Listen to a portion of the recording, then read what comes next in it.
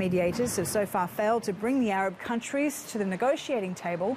Leading the mediation efforts, Kuwait on Sunday repeated calls for dialogue to resolve the crisis.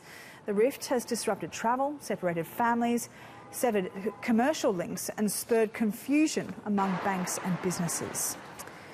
Now, Nicole Johnson is following the developments for us from Doha. She joins us now live.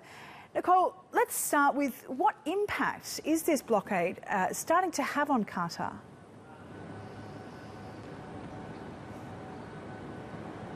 As you were just saying, Qatar is under an increasingly great amount of pressure from its neighbours, Saudi Arabia, Bahrain, as well as the United Arab Emirates. As we've heard, it's essentially a blockade. The land links have been cut, the air link, the sea link. However, Qatar can still manage to get its ships out. It still has routes into the country in terms of air links. It is getting food in from Iran and from Turkey, remembering that until now, Qatar had received some 80% of its supplies from across the border in Saudi Arabia. That's all cut off to them now. But Qatar is one of the richest countries in the world. So however difficult and tough things seems to be at the moment, Qatar can essentially buy its way out of trouble. But that doesn't really alleviate the diplomatic isolation that they're feeling at the moment. And Qatar has also been preparing for years for some kind of food insecurity crisis like this. The Qatari government has been buying up agricultural land around the world, in Africa, in countries like Sudan and in Australia, because it knows that when it comes to food security, it's in a vulnerable place and it depends greatly on the relationship it has with its neighbours, which right now is in a dire situation. Yeah, well, and there's not really been any luck with mediation, has there yet? Qatar accuses its Gulf neighbours of trying to issue a policy of domination and control. So what are the latest developments in terms of diplomatic efforts?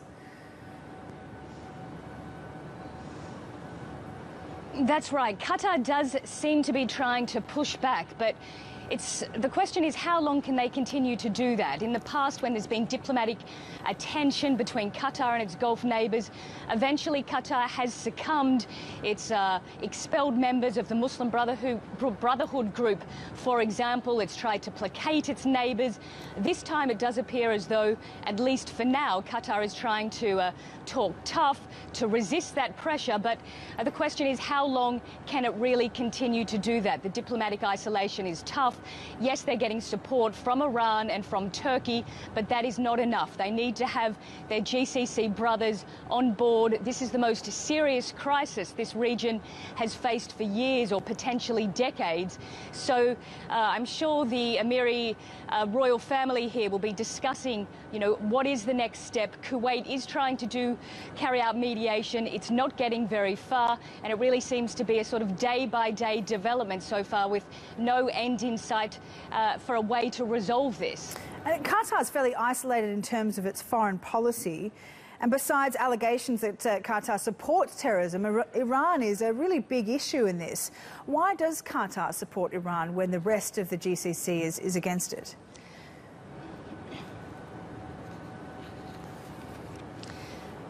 Qatar has an interesting foreign policy. Many analysts in the past have called it a kind of maverick of foreign policy. Here in Qatar, you have the headquarters or the offices for a wide range of groups that other countries wouldn't accept, including the Taliban, Hamas, the group which controls Gaza, the Muslim Brotherhood, which is outlawed by Egypt and by Saudi Arabia. So Qatar has essentially become a back-channel country for negotiations with those groups. And that has given Qatar a tremendous amount of power, enabling it to sort of punch above its geopolitical weight, even though it's a very small country.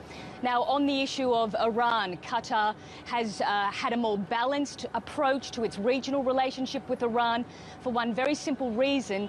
It shares a huge gas reserve with Iran. It's called South Pars, or the northern part. The Iranian part is called North Pars. It's the world's largest non-associated gas reserve. All of Qatar's wealth is based on that gas reserve. They need to have stable relations with Iran to keep that gas flowing, and that's probably the main reason why it's not going to follow this sort of dominant GCC policy of isolating Iran and calling Iran out as the dominant problem or so-called terrorist country in the region.